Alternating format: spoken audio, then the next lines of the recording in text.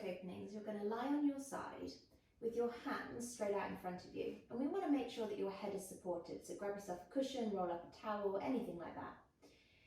So hands are going to go together, palms together, knees bent, feet kind of in line with your bottom. You're lying on your side here. You're going to start to slowly reach your hand away from you. So we're going to go into flexion first. Then you're just going to slide it back up.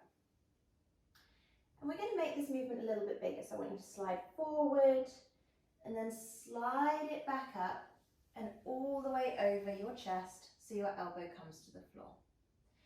Then we're going to slide back across your body to come out. So this is part one. So when you do this, see if you can delay your legs from sliding on each other. So the tendency will be that your hip will come back. See if you can really almost keep your knees in line.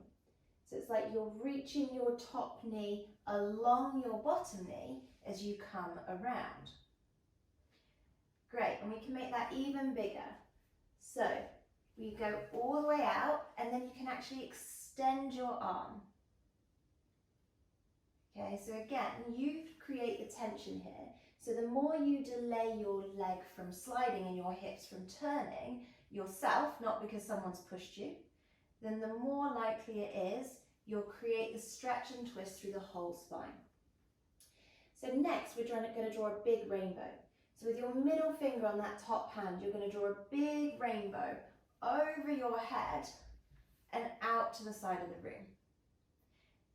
And then we're going to come straight back over and all the way down. We're going to reach away from ourselves, so here's our flexion. And see if you can let that shoulder just turn in its socket as you come round into your full book opening. Great. We can then also go hand back over your head. Again, can you let that shoulder turn to bring you back? So just notice here the timing. So your arm will start to go above your head. It will naturally move your shoulder blade, which will start to twist your upper back. And then we're almost slightly delaying your lower back. And then on the way back, you'll get shoulder blade will move, and you'll naturally start to rotate your rib cage around your spine. So for any of you who've been told to add in your leg, this is the next section. So you're going to reach yourself all the way up, and we're going to come all the way over to start. And then from here, with your top leg, you're actually going to reach it away from you. So it's like you're trying to reach to the opposite side of the room to where your hand is. And you can let it fall on the floor, and you can really slide this leg down and away from you. Now you're going to delay it here. Reach your hands all the way over. You'll come back, and there'll be a moment where it can just come back again. So you're going to start doing this with a pointed foot, okay? Because that will just give you a little bit less tension and a little bit more slack in your system. And then as you get kind of more mobile and your therapist says it's okay, you can do it with a flexed foot. But all the time, we want to reach that leg in the opposite direction of your hand. And we really want to allow that rib cage to move and settle.